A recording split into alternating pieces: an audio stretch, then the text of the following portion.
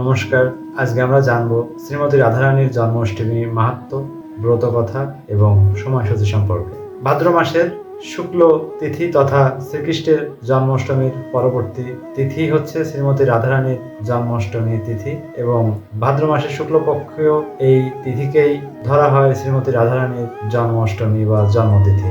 এই তিথিতে রাধাকৃষ্ণর পুজো করা হয়। রাধাষ্টমীর দিনে রাধারানীর মন্ত্র জপ, নিয়মিত পুজো পাঠ ও তার স্তুতি করা হয়। অনেকে উপবাসও করে থাকেন। উল্লেখ্য, রাধারানীর এই তিথিতে কেউ যদি তার ব্রত পালন করেন তাহলে তার সুখী জীবন এবং সমৃদ্ধি লাভ করে থাকেন। রাধারানীর ব্রত পালন করলে জীবনের সুখ সমৃদ্ধি লাভ হয়, পাপ থেকেও মুক্তি পাওয়া যায়। তো জেনে নিন কিভাবে শ্রীকৃষ্ণের তথা শ্রী রাধারানীর পুজো করবেন এবং আপনার জীবনে সুখ সমৃদ্ধি নেমে আসবে। রাধাষ্টমীর শুভক্ষণ। এবছর ভাদ্র পক্ষীয় শুক্ল অষ্টমী তিথি শুরু হবে 30শে আগস্ট রাত 10:46 থেকে এবং শেষ হবে 31শে আগস্ট মাঝরাত 12:07। উদয়া তিথি অনুযায়ী 31শে আগস্ট রাত্রেই শ্রীমতী রাধারানীর জন্মাষ্টমী পালন করা হবে। 31শে আগস্ট রাধা অষ্টমীতে বেলা 10:42 থেকে 1:15 পর্যন্ত যে শুভক্ষণ থাকবে, এই শুভক্ষণে আপনারা পূজা অর্চনা করবেন, তাহলে সব থেকে শুভ ফল লাভ করবেন। তো এখন আমরা জানবো রাধাষ্টমীর শুভযোগ সম্পর্কে। এবছর রাধাষ্টমী তিথির একাধিক শুভযোগ রয়েছে।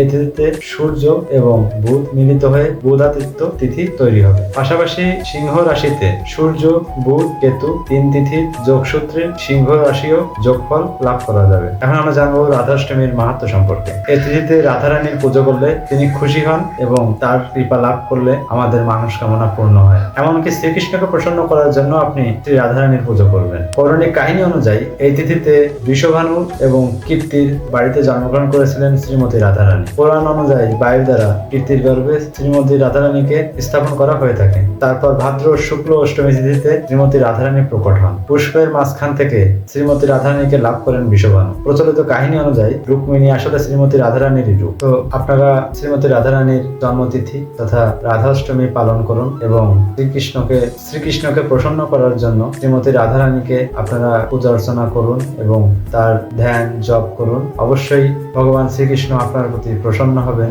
এবং আপনি আপনার মনস্কামনা পূরণ করতে পারবেন। আসলে আমরাই হচ্ছে সেই পরম প্রকৃতি এবং পরম পুরুষ শ্রীকৃষ্ণ তথা ভগবান শ্রীকৃষ্ণ, তার রাধারানী হচ্ছি আমরা। আমাদের মাধ্যমেই শ্রীকৃষ্ণ মিলিত হয়, আমাদের আত্মাই পরমাত্মার সঙ্গে মিলিত হয় এবং রাধা কৃষ্ণ তখনই মিলন ঘটে। সুতরাং রাধাষ্টমীর এই তিথিতে আপনার মনস্কামনা পূরণ করতে, আপনি শ্রীকৃষ্ণের সাথে সংযোগ স্থাপনার্থে আপনি শ্রী রাধার মতন আচরণ করুন। মনে মনে ভগবান শ্রীকৃষ্ণকে ডাকুন এবং তার সাথে মিলিতভাবে আপনি পূজা অর্চনা করুন, উপবাস করুন, আপনি জ্ঞান অর্জন করুন, আপনি শ্রীমতী রাধারানীর রূপ হয়ে শ্রীকৃষ্ণকে ভজনা করুন। মনে রাখবেন শ্রী পরম পুরুষ শ্রীকৃষ্ণ এবং আমরা সেই পরম প্রকৃতি শ্রী রাধা। রাধিকা রূপে আপনি শ্রীকৃষ্ণকে স্মরণ করুন এবং অবশ্যই আপনার মনস্কামনা পূর্ণ হবে। আপনাকে পরম প্রকৃতির সাথে, পরম পুরুষের সাথে মিলন ঘটাবে। সেই পর্যন্ত সবাই ভালো থাকুন এবং আপনারা পূজা অর্চনা করুন, শ্রীকৃষ্ণকে স্মরণ করুন, শ্রী রাধাকে স্মরণ করুন। জয় শ্রী রাধা,